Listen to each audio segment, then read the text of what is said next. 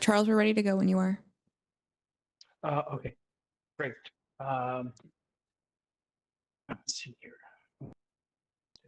So I missed the part earlier where I was going to have to run this. So, let's see, do we have the agenda up?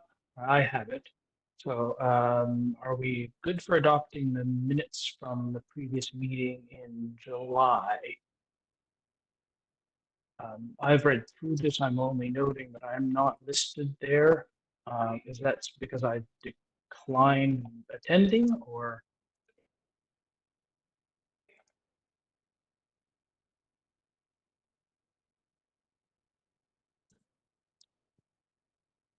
Are you hearing me?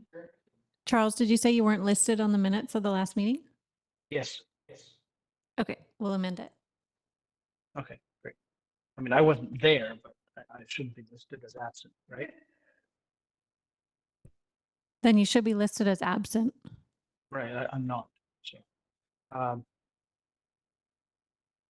now, did anyone have objections to the content of the minutes? Going once, twice. Okay, great. Do we have anyone who propose? Charles, you need to adopt the agenda first. Oh, adopt the current agenda. Okay, sure. Yes. Yes, please. Thank you. Who go on that? Do I have first and second? Right. Right. All okay? Aye. Raise your hand, say aye. Yes. Anyone objecting? No? Great. We're good to proceed then. Same on adopting minutes from previous meeting. Do we have a first and second? That's firstings. Anyone for seconding? Great. I can second. Perfect. Let's, all in favor? Anyone object? No? Great. Good to keep going.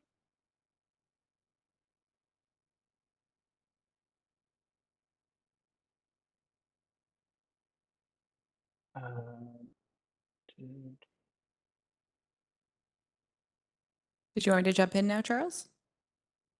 Yep. Yeah, we're ready to attend to business. Oceanfront Marine Center Area C, the rezoning and OCC Awesome. amendment. Thank you. Good afternoon, Advisory Design Panel. My name is Jessie Fletcher, Manager of Current Planning, and I'm here today to introduce a project for a rezoning amendment to a phase development agreement and official community plan amendment for the Oceanfront, the waterfront employment area, which is located at the south end of downtown Squamish. The application proposes to amend the existing land use from waterfront employment to a mixed-use area. This includes an amendment to the Comprehensive Development 69 Zone Area C, which you'll see attached to this bylaw in draft form, which would permit a mixed 5 mixed-use buildings comprising of rental tenure above light industrial uses, a dedicated indoor recreation building, which intends to accommodate a climbing gym and a childcare space, is also proposed at the south end of the site, adjacent to the Squamish Feather Park. This project will be presented to Council next month in November, at the Committee of the Whole meeting, and staff are generally supportive of the revised proposal and are seeking Advisory Design Panel's general review and comments. And I'll turn it over now to the proponent to introduce their application. All right, thank you. Good afternoon. I guess I wanted to also recognize that we're on unceded territory of Squamish Nation. I don't know, just start that off. So thank you all for being here. Thank you for presenting. My name is David Schangerhout. And I'm an architect from Together a Studio, architecture studio in Vancouver. I've been working on the Oceanfront project for about 6 years now, working with Carlos and the Matthews team, and really enjoying it. It's my honor and pleasure to present the Lot O here to you guys today. Before getting going into the actual design, I'd like to first turn it over to Carlos. He'd like to talk about the site and how we've arrived at this spot today. Thanks, David. So my name is Carlos Zavarse, Director of Development with Matthews West and Oceanfront Squamish. We work in partnership with Squamish Nation on this project and the Chikai Fan development. This first photo up on screen was taken at the southern end of the site, more or less where we're talking about today, in our newly completed Squamish Feather Park. And I just want to take this opportunity to shout out Squamish Arts Festival, who threw an amazing event this summer, and we can't wait until next year. Oh, thank you. So today we're talking about Lot O, which is situated in the Works neighborhood.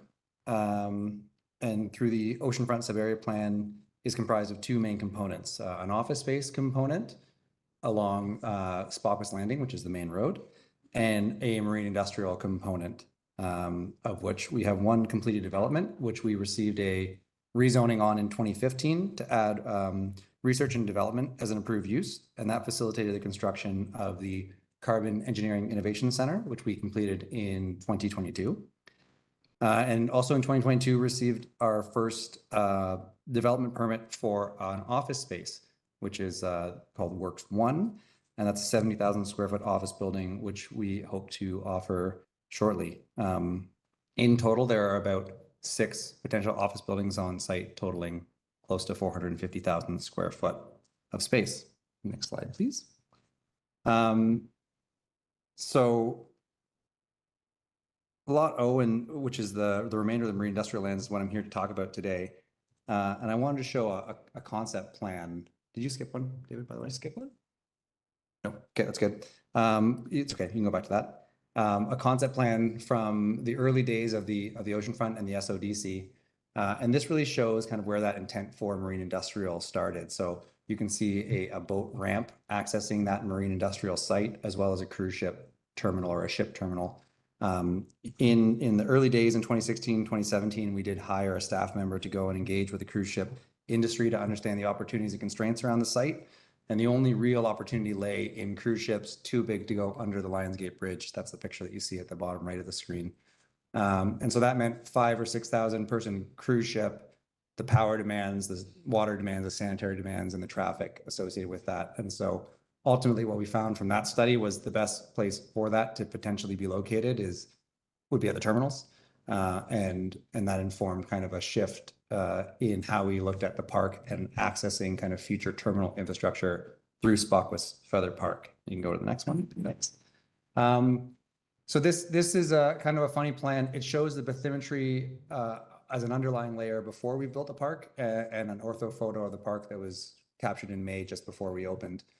But what you can see here in the top of the screen is the Catamount Slough adjacent to Lot O. And you'll notice that you know, it goes down to about -3 geodetic. That's more or less lowest low tide. So at low tide, that slough basically runs dry. And you know, it has its own constraints associated with that when it comes to marine industrial. And I can summarize kind of the challenges associated with the site in 3 ways. Maybe go back to that slide. So first relates to its location at the tip of Howe Sound, which means it's subject to coastal flooding and sea level rise. And as such, we need to raise the site to provide flood protection. And we also need to harden the shoreline to deal with that flood protection and the coastal erosion processes. Second, it's at the edge of a river mouth and was created through dredging and infill. So it has some very tricky soils, which means we require significant ground improvement, including a seismic berm around the entire perimeter of the site, as well as site-specific ground improvements under buildings. And finally, you know, it's a known contaminated site from previous operations of a chloralkali plant, which have leached mercury into the soils, groundwater, and air. And while most of the contamination found in the soils have been removed, there continues to be a mercury plume in the groundwater that we monitor extensively. All those factors create a lot of difficulties with regards to providing true marine access to the site. Go to the next slide. So we've been working a lot with the district, the DFO, and the ministry, which is the Department of Fisheries and Oceans, and the Ministry of Environment on this site. And as you can see there, we've got some preliminary designs for our foreshore, and really what it results in is we're trying to protect to the greatest degree possible the existing marsh bench that's there and expand it where we can, but also provide that shore hardening. This is a picture of the foreshore adjacent to the carbon engineering site. And this is kind of an example of where we had a lot of learnings, and the ultimate outcome wasn't exactly what we were hoping for, because we got pinched due to timing associated with the project, and to bring carbon engineering online, as well as a lot of lessons learned in permitting and how we can go about doing this. So this is a beautiful foreshore. I don't know if you've been there. I hope you come to visit if you haven't. You get a really great view, but it kind of misses the character of the Cattermole that exists today. So if you go to the next slide, the foreshore we're looking at in front of this site, which I should say is separate to this rezoning, because it actually is being led by our Res 1 development, which is in process. And so that development will require us to harden the foreshore. And so our hope is to start this work early next year to align with occupancy of that building. But you can see that we've set our buildings back significantly more than the carbon engineering site, and that allows us to have waterside riparian vegetation and really expand that marsh bench. Yeah, so ultimately, this is the area in question that we want to discuss today, and we want to acknowledge wholeheartedly that we agree that employment space is critical. With this plan we're proposing, we're delivering the same amount of employment space in a light industrial form that we would have were there to not be rental units above it. Given the volume of office space on site, we would be unlikely to provide second, third, and fourth floor space were we to do this as the zoning currently stands. And we also need, we've been speaking with a lot of future users, and we need capacity to support the hotel, to support the commercial village, to support the office space. And that can be done in two ways, both through the light industrial space that we're proposing, as well as rental housing that's restricted to ideally people living on site, and in a broader sense, people living in Squamish. So, and finally, we really don't want to downplay the importance of marine industrial space to Squamish. But we just want to support the district in finding a space that has marine access either now or has a greater ease of marine access that can be provided in the future. And we'll continue to support the district in working with DFO and others to make those opportunities a reality. So Dave, I'll let you speak to the design. Great, thank you, Carlos. This is kind of an aerial rendering done a little while ago, just showing kind of where we're imagining the whole place to go. So I'll start from here with just kind of what the constraints are of the site, which is how big it is, and some of the right-of-ways, this large setback that Carlos was talking about with the foreshore and the riparian bench. And then there's a right-of-way through block passage between carbon engineering and Lot O. So, I got it.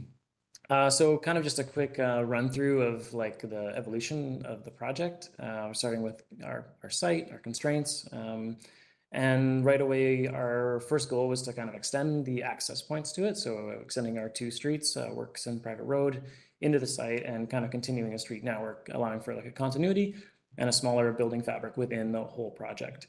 This is a kind of a generously large drive aisle for parking, so it's more like a street. And this parking lot on the surface will serve all of the ground floor and shared kind of uses. Then we kind of broke up the buildings to be, more buildable, and also to have more passage through, more porosity for our pedestrians, as well as kind of carving off a few little spots that we were excited about. This little nubbin at the bottom, and that access through is another one. Just a transition here. Below the two bar buildings is a continuous below grade parking. These two parking garages fully support the rental housing above. So there's a residential only parking zone in here, and it also holds all the bike parking and storage. You can see there's only two crossings over top, and through the main section where there might be heavier trucks and fire access through the main street is just on grade to help that support and keep the foundations light. As mentioned, there's a daycare proposed for this location, which is a 30-child daycare, which is 15 toddler and 15 infant. And we really identified this most southern, closest to the Squamish Feather Park as the ideal spot for it. We kind of switched the massing to allow for the daycare to be there, to have sun access to their playground, as well as all of their perimeter. And then as a shared use on top of that, is quite nice combination here is a proposed climbing gym that we're looking at putting. And so the tall portion is the would be the ropes, and the lower portion on top of the daycare is all of the kind of gym and support yoga spaces and top of it. Then throughout the ground floor is all the light industrial bays and units that we were talking about. These are designed to work with the units above, but they're also a usable dimension. They can be joined and separated quite easily, but the idea is that there is a lot of openings through the ground level to really activate the street and the internal courtyard. Then there's the rental housing above with the grids kind of carrying through. And all combined. And this is the kind of the project come to life. I don't know if these were in the original package, but we wanted to present a little bit more of a concept of how it would be evolved. Here we're imagining that each building would be given its own character, but would fit within the family of all of them. We would have a very simple set of details, but with a slight color that's maybe more evocative of the industrial buildings that may have been here in the past. And then you can see that daycare climbing gym with the massing stepping down towards the park at the bottom there, at the playground, opening right onto the Squamish Park. Also see some of those through block passages working here. One thing we'd like to use is these are large rooftops, and it's a fairly low building, so we're hoping that we can provide some access to the rooftop as amenity space with covered areas and patios. And then we're just going to go through a few kind of street level views. This one approaching from the north and showing some of the kind of explorations we're making towards how to make these balconies really drive the character of these buildings. In the view here, this little location here will be a lift station, and then there's a garbage enclosure at the north end of the site close to Carbon Engineering. This is a view from Work Street looking into the project. You can see that layering of the buildings as well as the activation along the street. I wanted to mention that this street, Innovation Way, has a bike lane, a sidewalk, and a 2-meter setback before reaching the buildings. So it's a lot of opportunity to create like a really lively, active street. We're proposing at least above the entryways, covered walkways. These through block entrances here too, we also see as a great opportunity to put our Class B bike parking. So it's like a well-lit, really convenient, right off the bike lane kind of spot to park your bike and head on to work. Here's a view of the daycare climbing gym. It's obviously, we're at a rezoning stage, so it's just kind of the rough massing of what it would take to fit it in. This height is to allow for a 60-foot single pitch inside the space, and so that they can do their full routes. And then with the gym portion here and the daycare here, and then this would be behind here is the playground. And then the building's moving on with the street trees. Also, like some of the precedents of what the look and feel will be of the playground. This is just a view of that interior courtyard, and right now we're really trying to explore how this space can be really viable for the light industrial users. We know that there's got to be a good flexibility and access. Loading bay doors are essential, and we're looking at how we can make this parking zone as flexible as possible. We wanted to throw in kind of another reference here, Grenville Island. 10 years ago, 15 years ago, when all the artists were down there, it was super flexible, super open, and you could see people pulling cars across these things. So definitely trying to strike a balance here, looking at these Vunnerf design, these bollards, and even just how amazing is it that these trees just grow right out of the pavers. So trying to explore how we can add a little bit more life and greenness to it, but also really maintain the flexibility for the light industrial user. And then here's a kind of view of how we imagine that coming to life with that activity from the different users spilling out, and just a lot of activity happening with that fine grain, small, medium light industrial users. This is the through block passage towards the Catermole. We just imagine that environment on the Catermole spilling through this space and providing a nice natural reprieve for like workers for lunch and stuff like that. This is the garbage enclosure at the north end of the site, and we're kind of trying to draw off of that language of the Carbon Engineering with the polycarbonate, kind of providing that passive nighttime lighting. Site plan, mostly just to show how the fire access will work through here, as well as that key big setback from the future high water line, 21.7 meters. Below grade parking, we currently have 400 Class A bike stalls located below grade for the 207 units. So we're like basically bang on where we need to be, but we can increase that a little bit more. Ground floor, just showing that fine grain and all the fine, like the access, the number of doors and bays that are going to be activating this ground level. And then our typical units, I wanted to touch on that, targeting a high ratio of family 2-bedroom and 3-bedroom units, as well as trying to locate those on the Cattermole side as much as possible. We're also trying to use all of our corners to create really livable 3-bedroom units that have windows. And we're hitting a 24% with those 3 bedrooms on all those corners. And then just kind of an updated view over the site. That I wanted to point out too, this is a stormwater retention pond, which again would be a great kind of outdoor nature classroom for the daycare. Yeah, I think that kind of finishes off. So thank you very much for your time, and I really look forward to hearing your feedback how to make this thing happen. Sorry, it was longer than 10 minutes. Ooh, not bad though. Not bad. Not bad.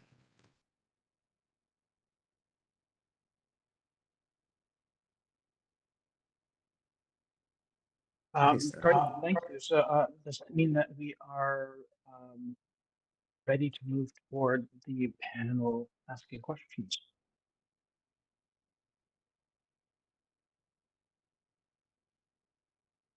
Yes. Could we have maybe Sarah, you're first one on the, as I read left to right, top down.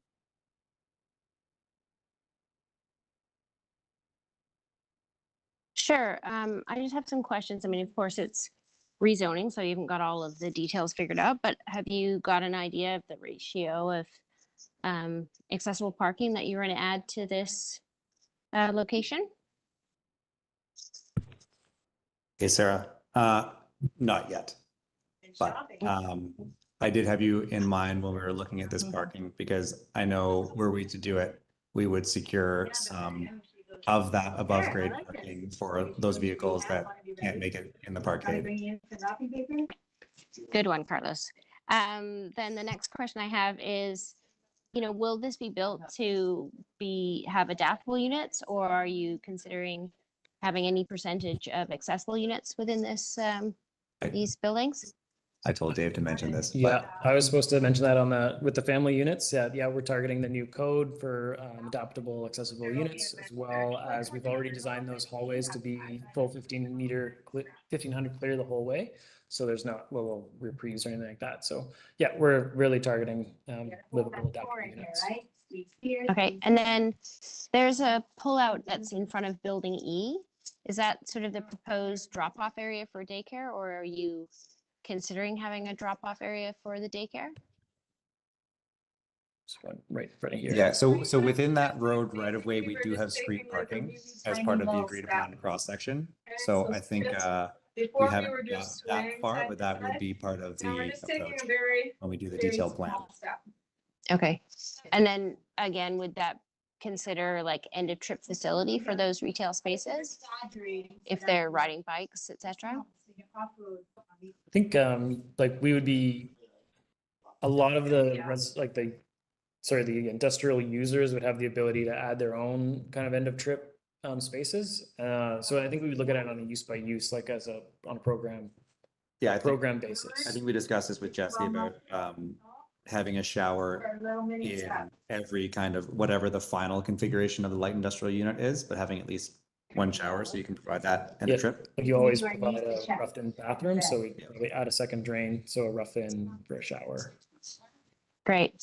And then what consideration have you guys taken for the sun exposure on the west side of the building?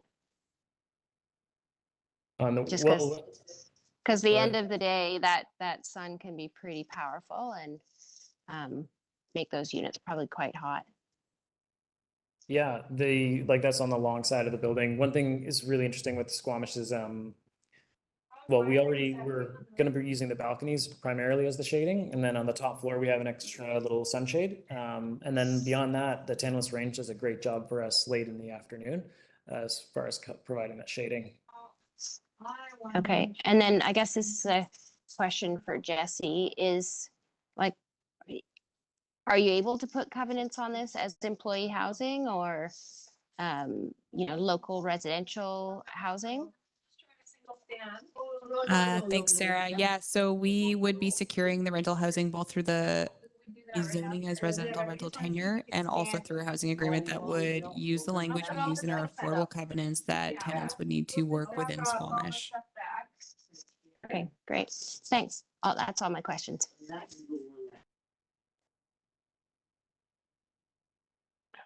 Beth? To meet everybody. Thanks for the presentation. I appreciate there's a lot of history in this development in this area. I only have one question, and it's kind of a split question between Jessie and I guess Carlos and team. Just wanted to clarify, I noticed in the report to council there was a summary about reduced parking on site and residential in particular. And I wanted to clarify the numbers because I couldn't quite make the connection between the report to council numbers and the numbers that were shown on the application package. So just wanted to know sort of what the total reduction in residential parking is, just noting that there's a lot of multifamily kind of spaces on the site. Oh, the exact reduction. I know that there's 220 stalls provided. I can quickly look up what the what our shortcoming is here. Yeah, and Beth, Just maybe curious. to contextualize the question, I think the oceanfront is outside of the downtown parking standards. So Yeah. I think like right now, if you were to look at it, they're pretty significant compared to say like the recent Sea and Sky rezoning that was adopted, which I think is probably more a blended ratio that makes sense for kind of what the downtown of Squamish is becoming. So we're more in line with that blended ratio than we are with the existing one, but we're certainly far above the 1 space per unit requirement. Okay. Yeah, I was just curious because the report to council said 280, and I think your document says 220, and I was just curious what the total was. I think that 220 was in the parkades. Okay. Was I right about that?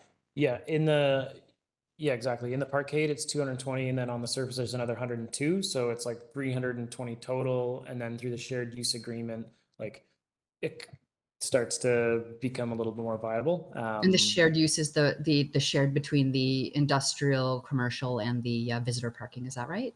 That's right. Yeah. Yeah. Okay. Okay, that was my only question.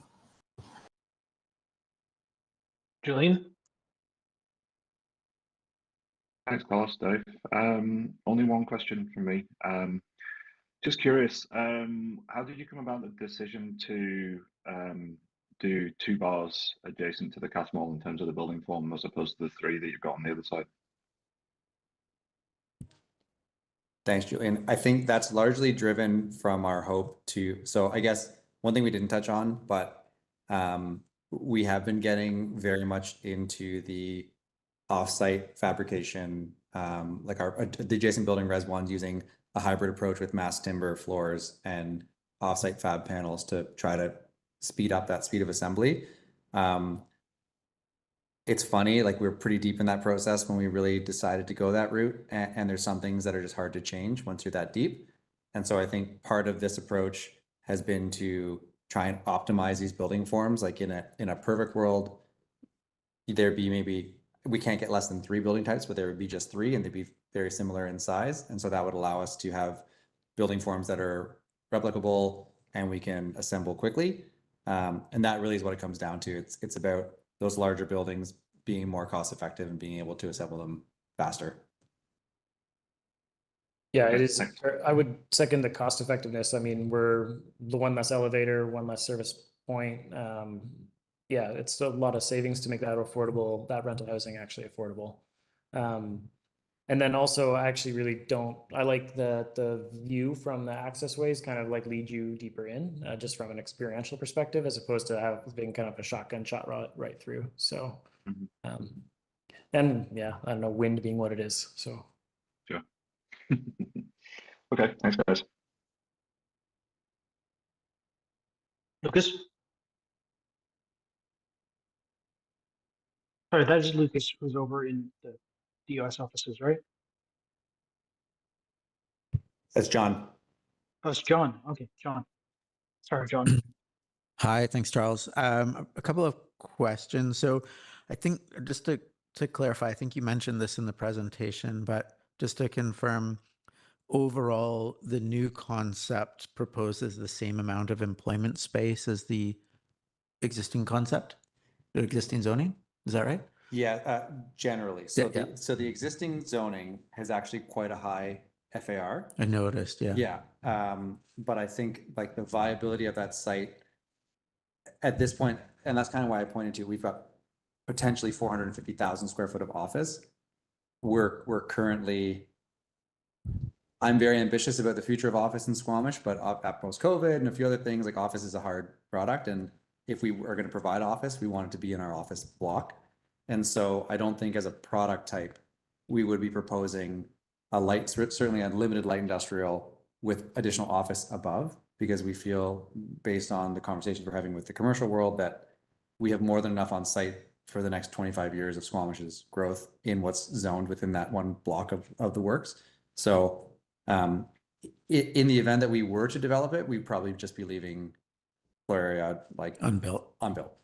So is it like you've got a certain amount of employment space and then that GFA that might have gone to unbuildable office is now kind of being residential? Rental, yeah.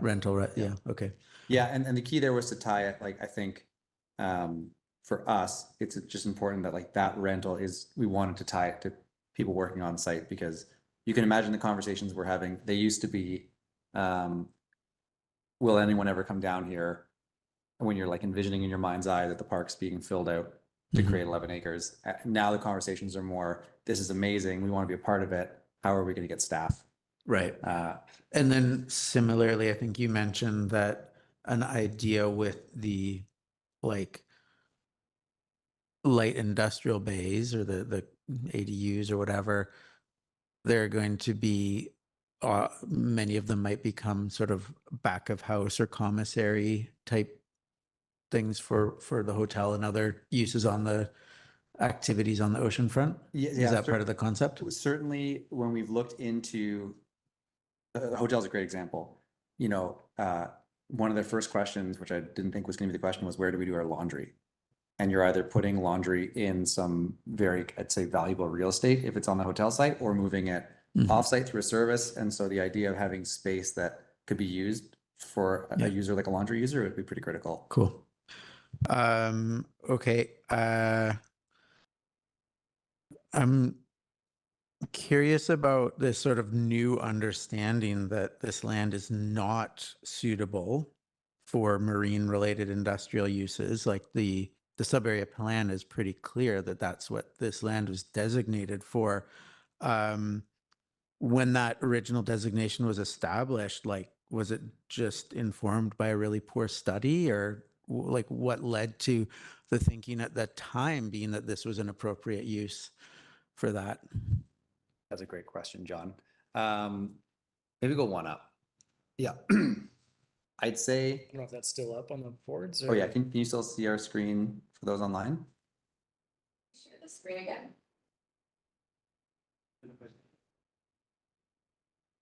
So I'd say, like, from a conceptual level, stepping back into history of the site. So Squamish Oceanfront Development Corporation did a whole bunch of top level studies, provided a plan informed by the community that expressed kind of the community's needs and desires, and put that into a document. Some things were secured very, really well, like the park. Some things were not secured at all. Some things were very loosely, or at least a framework for them was created, like the marine industrial zone. There were a lot of shortcomings with the study. Probably the most significant being that from the time that the land was purchased to the time we started to develop it, you know, everything provincially, everyone got a lot smarter about sea level rise. And so suddenly the site, which had been envisioned to be built at grade, now had to get raised 3 meters, 2 to 3 meters, or higher. So our main road's actually higher, much higher than was originally planned in the phase development agreement. And then as soon as you increase that height, then if you're doing any sort of ramp at a reasonable slope, you know, like a 8% slope or 8-on-1 slope, that it goes 8 meters each time you go up a meter. So those 1-2 meter increments made a huge difference. And I think no one really understood just how valuable that Cattermole slough was. Like the Cattermole has these Carex Langbii, hopefully I'm pronouncing that right. I never know if I like valuable from a sort of ecological perspective. 100%. Yeah. So It's hard to see in this photo, but the opposite side of the slough gives you a good perspective of what's happening on both sides, which is that our QEP calls them marshbergs. And so you have this marsh that is naturally kind of calving. We tried this today. Calving off. Yeah. Okay. It's coming off. And so what you can see like in our foreshore section on the carbon engineering side is we actually put scour protection into the Cattermole slough to build a natural bench that we planted with seeds we actually harvested from that other side of the Cattermole to basically, 1.5 times the amount of habitat that's there. And like that habitat is critical for herring and, a whole bunch of other species. And so, yeah, the short answer is though the myriad of studies did fall short once you got into the details of the planning of the site. Yeah, fair enough. I wonder like who the district planner was at the time. They probably should have done a better job at that. So, I mean, maybe just related to that, you in your presentation, you described the importance of industrial land and marine employment. And you suggested that you want to support the district in finding space for this. Can you clarify how you're actually doing that? Yeah, so I guess all this to say, I was just speaking with Sarah McJanet today. We've been participating in the marine strategy that's been implemented. I think, we've used any information that's at our fingertips, like the bathymetry surrounding the oceanfront that went all the way to downtown to provide to the district to make these decisions. We're learning a ton from the geotechnical perspective of our site that I think we're, sharing our information with. And frankly, like we were given a set of criteria for the integrated flood hazard management plan. And then we were the ones to have to go and build it. And I think we've all collectively learned, the district and ourselves and other developers, how complex building those foreshores are to kind of meet our present needs and our present circumstances and salmon spawning years, each year. And then also prepare for what happens if sea level's up 1 meter or 2. Unfortunately, we are not the landowners adjacent to the existing boat launch. And so, there are other areas I think that have been identified within Squamish that could be viable. So, okay. So, but like in terms of actually being able to provide land for this, you're not going to be able to do anything like that. We don't hold any. There's no ability to swap or trade here. John, if I can just jump in for a minute, the district has identified land on the oceanfront outside of the current phase development agreement that is suitable for further study for this type of employment closer to the existing boat launch. And so we intend to pursue that in the next few years as we reopen our official community plan in the future. Thanks, Jeff. They turn me off. Thanks, Jessie. Okay, so I guess, the sub-area plan, looking at this waterfront employment area, the sub-area plan includes contemplation of other light industrial uses than what were initially outlined. Just wondering if thought was given to, instead of the change that's proposed here to this sort of like business park style development, did you contemplate other industrial uses that were more in keeping with the original intent? So after you recognized that marine industrial wasn't appropriate, instead of kind of pivoting to like mixed use commercial, essentially, did you look at other types of industrial use and that sort of that might be appropriate? Yeah, so as to answer that question, I don't think that any use that we're proposing, any industrial use that we're proposing on this site would preclude marine industrial users that could function without marine access. Like the marine industrial doesn't work. We can, right, if we accept that, are there other more like heavy industrial uses that are maybe more in keeping with the original intent there, rather than this mixed use concept? So what I'm getting at here is, if with this proposal, as far as I can tell, there will be no industrial zone land on the oceanfront after this, if this change goes through. So beyond that industrial zone. Well, this is like essentially you're recreating the business park here. Yes. Yeah. So I guess that's like that, production, distribution, repair. We're not, it's like a little bit different. Yeah. So I guess climbing gyms, yoga studios.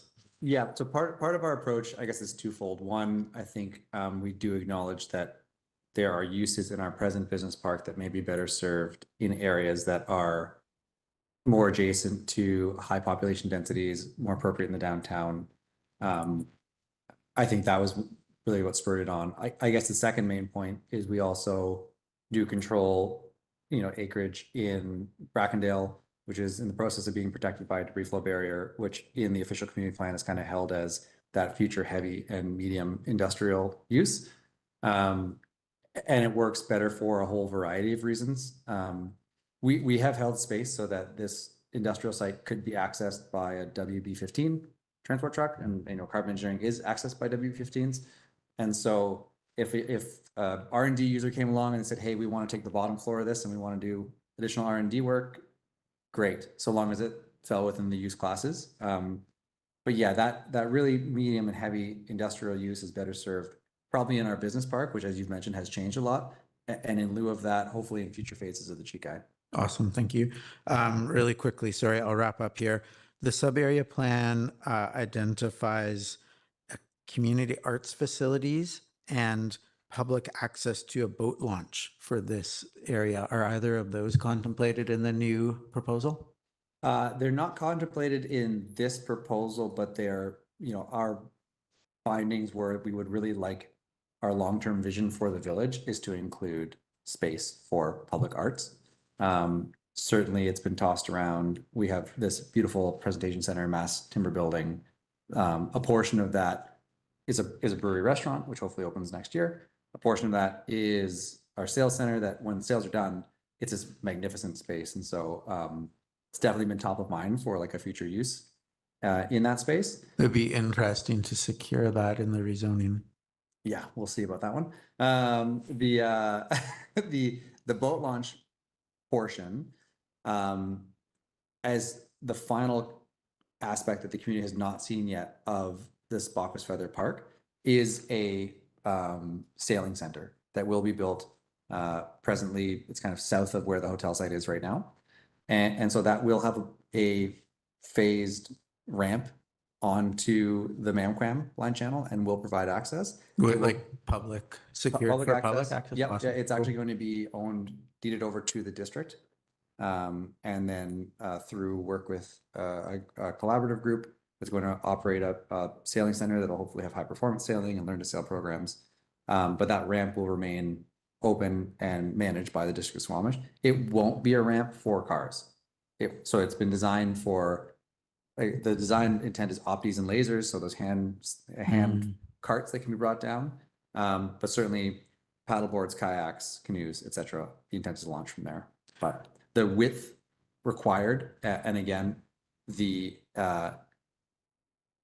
complexities with not only building a ramp over on the Cattermole side, but the dredging required and the access and the terminal disruption, all those things make it not possible on that site.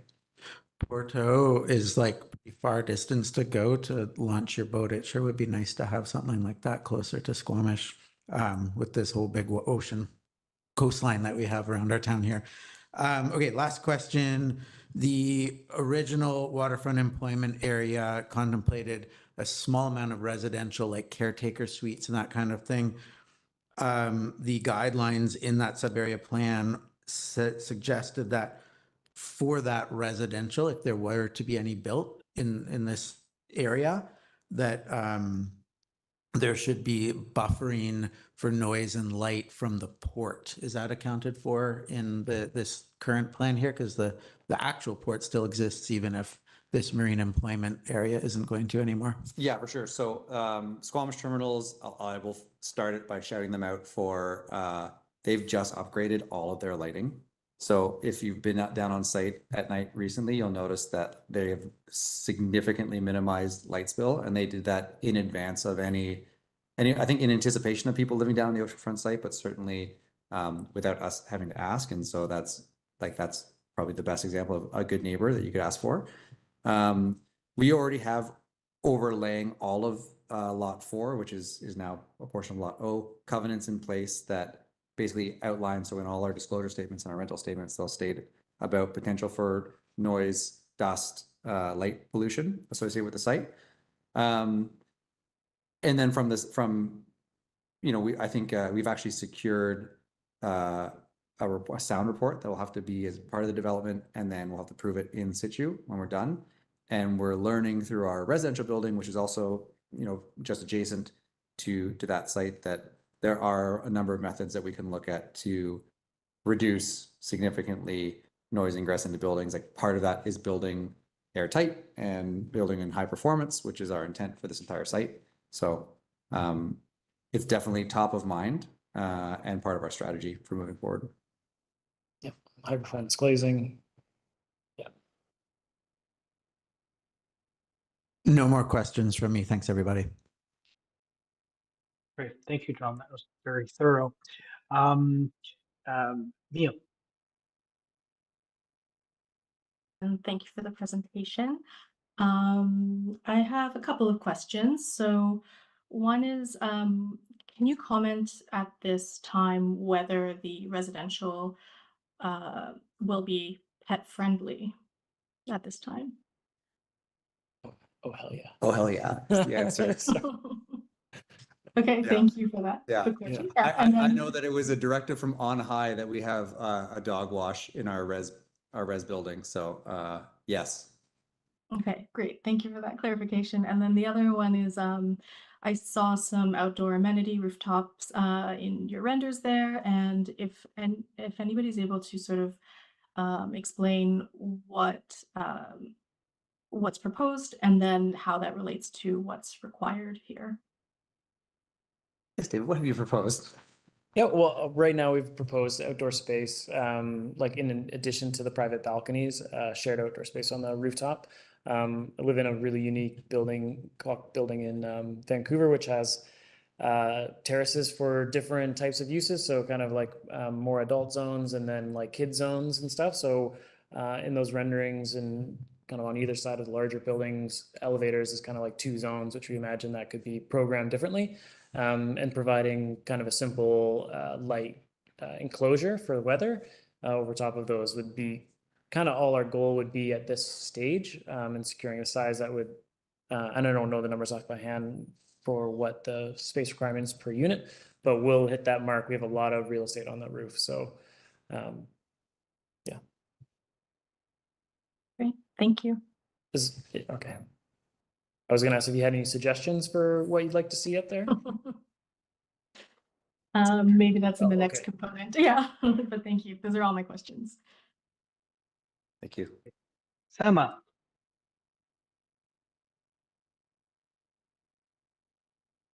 Sure. Thanks for the great presentation. I have two questions. What consideration have you made or you will make to make the design culturally safe to Indigenous people? Great question. I don't know if you've been to our site. So I think I mentioned at the top, we're partnered with Squamish Nation on our development projects in the corridor. There's some pretty significant portions within our park that are there, I think, first off, because it's just the right thing to do, and it's how we should be doing planning and urban spaces generally in this region, but also speaks to that partnership. So, we have this amazing, I think it's a world-class playground that was planned by Squamish Nation youth, and it tells Squamish Nation legends, and we've captured that so that visitors can listen to QR codes that are the kids themselves telling these legends to the community. We worked with Lee Joseph, who's an ethnobotanist, on a series of cultural gardens, actually just adjacent to this lot, which they have various traditional medicines found in different ecoregions, and we've planted them, as well as have a marsh bench, which we've planted. We've got some artist benches, and of course we've got James Harry's welcome gate. And so that's one component, which is art. And then the other component of this is, we really are intending to work with our partners on this housing program. So I don't know what that looks like yet, but those conversations are ongoing. Great. So you will involve them and you will make that collaboration between them. My other question is about the climbing gym, and maybe it's too early, but I just want to know, do the climbing gym and daycare share main entrance? No, they're adjacent. So daycares are pretty high securities. So there's a separate entrance that it's kind of like a little zone that you walk into, like a vestibule, and then you access the toddler and the infant zones separately as a parent, whereas the caretakers have a connection through the back or through to each other, and that's separate. The climbing gym is on the same face. It's only about maybe 25 feet over, but it's not the same entrance doors. They have a separate entrance. Yeah, not same vestibule, no? Not the same set of doors or same space. Thanks. But yeah, no, they're still a little young to go climbing at toddler age, but Not in Squamish. Yeah, maybe it's good, even designing the building, it's good to have them separate, even not the same vestibule and not the main entrance. It's completely separate. And the usual climbing gym, also you may need 2 main entrance for the gym itself. Thank you. Yeah, we already had great questions, so I'm done. Thanks. Thanks. Okay, I'm going to extend a little bit on what John was discussing here, because I've done a few projects now with this light industrial mixed use, and unfortunately, code sometimes can lag decades behind any kind of logic or science. There obviously are many things that are currently designated as F2 that would be perfectly compatible with residential uses, but they're just not allowed. And you're stuck with F3, which is actually extremely restrictive. So it doesn't allow for a lot of uses that you would think would be allowed in there. And you need to be careful about that. The real estate people will sell these units to people who can't use them. But I'm curious to see, and this is more a question for on the planning side, is what is the zoning going to be? And is it going to be limited to actual industrial uses? Or are we really going to end up with a bunch of retail and office pretending to be light industrial? Charles, so your question is what will the final zoning be? Well, Just to yes, clarify. how are we intending to word or Mhm. determine what are acceptable uses in those light industrial spaces? Charles, if you refer to the report, the draft zone at this time is attached. We intend to further refine the uses down. At this point, we're exploring a mix of light industrial uses, likely what you see in the I-8 portion of the park, with the intent that over time that might free up that space that is not encumbered by residential above for more true light industrial uses. Knowing that land use is slow and we have little influence over who the final tenant is, but you can view the uses as attachment 2, I believe, of the report today. Great, thank you.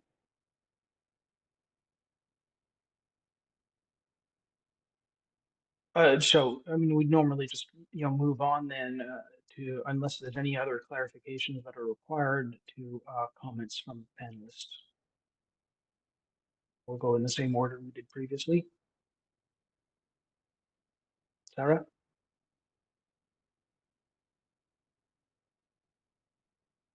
I would just recommend that fabulous that you're going to do the units to be adaptable. However, you should still shoot for a minimum percentage to be readily wheelchair accessible. BC Housing currently is 5%, but they're moving to 8%.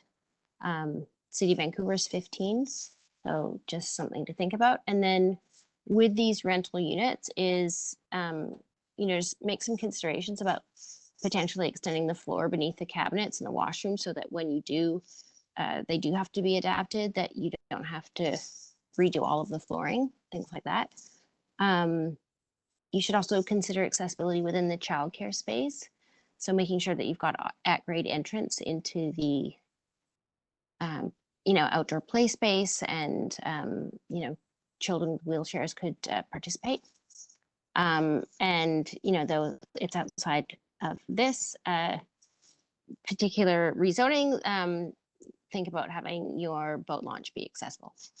And again, the parking is to think about residents who might have overheight vehicles unable to park beneath, how that's going to be managed, and the space requirements for those vehicles. Thanks. It looks like a great project.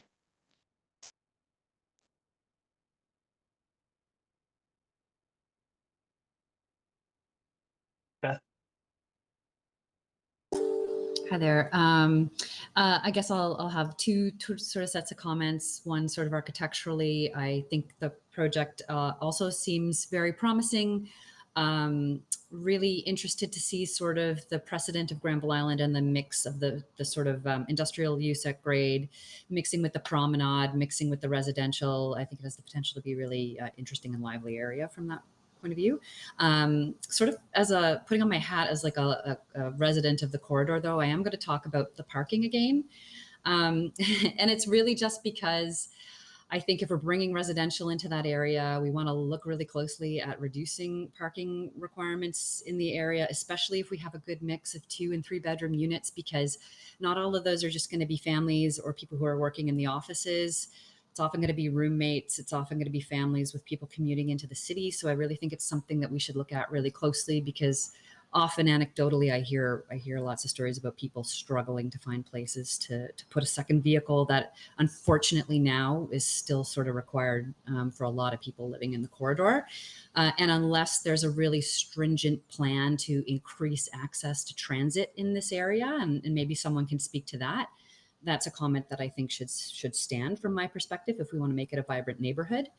And then just a fun comment as a resident and a designer as well. I hope the climbing gym is public access, and I hope it's designed to international competition standards, because it'd be really wild if we could host some international competition events in Squamish.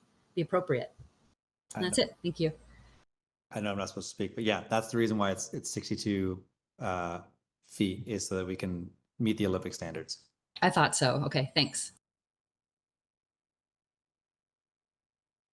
Nice. John? Oh, sorry, Julian, you were next, weren't you? I think so. Yeah. Thanks, guys. I think there's a lot of really good things. I've got to admit that when I first looked at the package online, I was mildly terrified by your single point perspectives. The scale was just felt enormous, but I think it was more of a graphic thing than anything else. I think there's, you're obviously thinking about some very applaudable things, the roof, the rooftop amenity. I think a lot of the stuff that I would be thinking about would come out in the kind of next design iteration, the next stage of work, the kind of more fine-grained stuff. The streetscape, I thought it was very interesting that you brought up Granville Island as an example when you mentioned the word Vunef. I think Granville Island, yes, it does has operated successfully for many years, but there are a lot of things that we can learn from that they actually got wrong. One of the ones, of course, is the big yellow curbs, and I'm talking about fine grain stuff again. So please, no big yellow curbs anywhere. In fact, no curbs at all. Would be nice to see. But I think the integration of green space at grade, a completely pedestrianized walkable surface that's completely accessible would be great. And I think the crucial thing for me is that idea that it's a space that vehicles are allowed into. It's predominantly designed as a pedestrian orientated space on the ground plane, even if it is light industrial. I think that's still a viable thing to do. But it's very much this idea that pedestrians come first, vehicles come second. And I think that helps create that kind of sense of community on the ground floor. The actual buildings themselves, and again, it's more of a fine-grained thing. I think I'd like to see a bit more variation in terms of the way the elevations work. More of that kind of idea of the sticky clusters. There's kind of opportunities along those frontages to create more indentation. And I couldn't help thinking about the permeability, and I fully get that modular building types lean themselves in terms of cost to certain dimensions, and it's always a bit of a battle. I think it's a bit of a shame to not be connected as much as you possibly can be to the water, whether that's staggering those building forms so that there isn't direct, cannon shot routes through. Maybe it's something to think about, but I think in general, you're clearly doing a lot of things that that I think are great and applaudable. So thank you.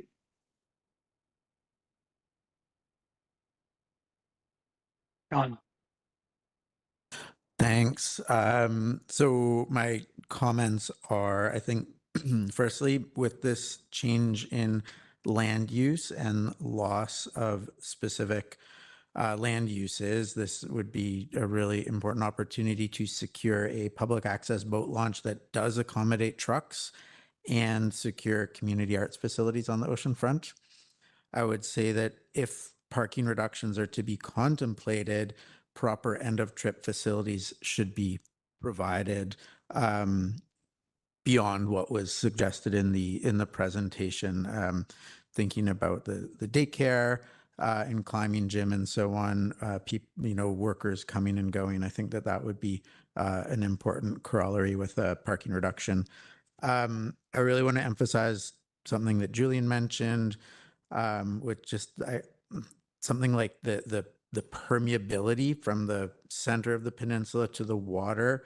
I think we've seen along the Blind Channel, some of the more recent new development there has really blocked the feeling of access to the water and the views, and I'd really like to see that not happen in this case. So I wonder if there's some thought that could be given to viewscapes and kind of the feeling of access and closeness to the slough. I think that's really important, and I'd really hate to see that not accounted for in this case. So maybe spacing the buildings out more, that kind of thing. And then just lastly, this is probably a bit outside of our scope, but I hope that proper analysis is being done to determine whether any land lift would accrue from this land use change, and if so, that's being accounted for properly. So that's my last comment. Thanks. Great, thank you. Mia. So generally, it looks like a very interesting and promising project. And thanks again for your presentation. I think kind of echoing what others have said, the reduced parking is, in principle, it makes sense to sort of focus on active transportation, but the reality of the pressures of people having multiple vehicles and this like mixed use community being sort of a draw might be challenging with the reduced parking. So just kind of echoing that. And that also would tie into consideration to provide more facilities to support active transportation, like end of ride facilities. Okay, and then another consideration would be, given that it will be a pet-friendly rental building or development rather, that there will be, well, based on experience at the City of Vancouver, at least, there's probably going to be pressure on the provision of off-leash dog areas. I see that that Smuckwas Feather Park does not have any. It's currently an on-leash area. So there might be an identified need for that as people move in, and it would be probably a nice thing to plan for in advance and see if there's any opportunities to have dog runs somewhere. Otherwise, it would be something that later perhaps would create a bit of a, I don't know, potential issue in the community. So something to consider there. And yeah, and I guess just to add that it would be nice to see enough soil volume for small trees on the rooftops. And those are my comments. Thank you. Thank you. Sana? Thanks, Charles. Thanks for the great presentation. We already had great comments from panel members. I just emphasize to have the design culturally safe to indigenous people by involving indigenous voices in decision making and design process. Thanks again. Great. Thank you.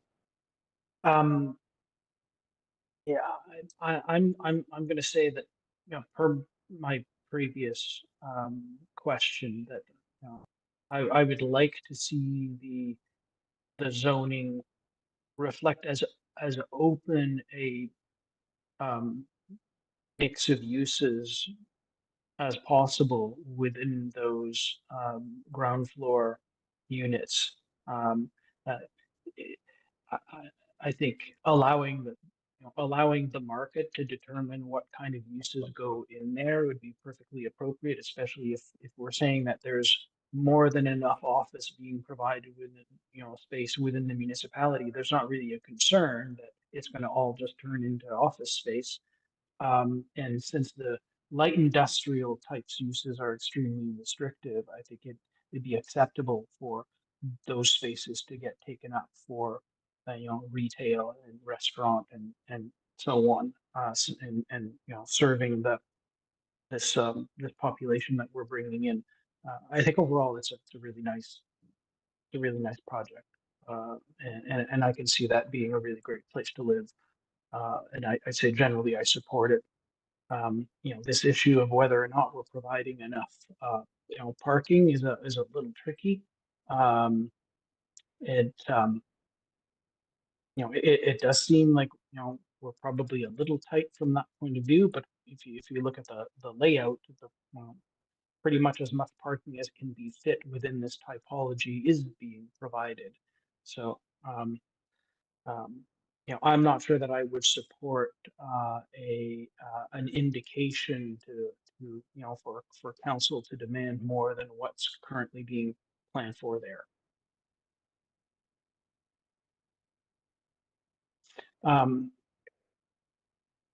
Is there anyone who wants to propose a resolution?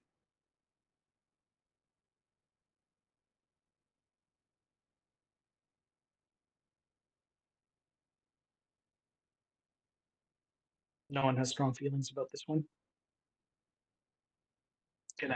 What the resolutions are? Oh, I would propose B, to work with staff to finalize the rezoning subject to the comments of the panel, or accounting for the comments of the panel. I agree and support that. Does anyone object to that? Yeah. Can I have someone second? I'll second. Okay. Sorry, who was that? Is that Beth? Sarah. Oh, Sarah, great. All right. Are we ready to vote on this? All in support? And any abstainees or objections? Great. Do we need clarifications on notes of items that have been noted by the panel? I think we do need to list out the things that the panel has suggested, right? Yes. Not necessarily. Generally, if some of the comments are in opposition to each other, we'll ask them to be determined. But I think, Carly, you've got pretty good notes and I've got pretty good notes. So we can work with what we've got, unless there were specific items that you wanted to vote on and then put specifically in the motion. Yeah. Okay, no, that sounds fine. And then we'll see them in the minutes next month. Okay. Great. I believe that. Thank you everyone for your time. Yeah. Yeah, thanks guys. Great. Thank you, everyone. We're good to terminate the meeting? Do we need to vote on that one? You need a motion to close. Yes, please. I'll make that Person motion. second. Great. And Sama seconds. Vote yay. All right. Thank you very much, everyone. Have a good afternoon. Thanks. Thank Bye. you.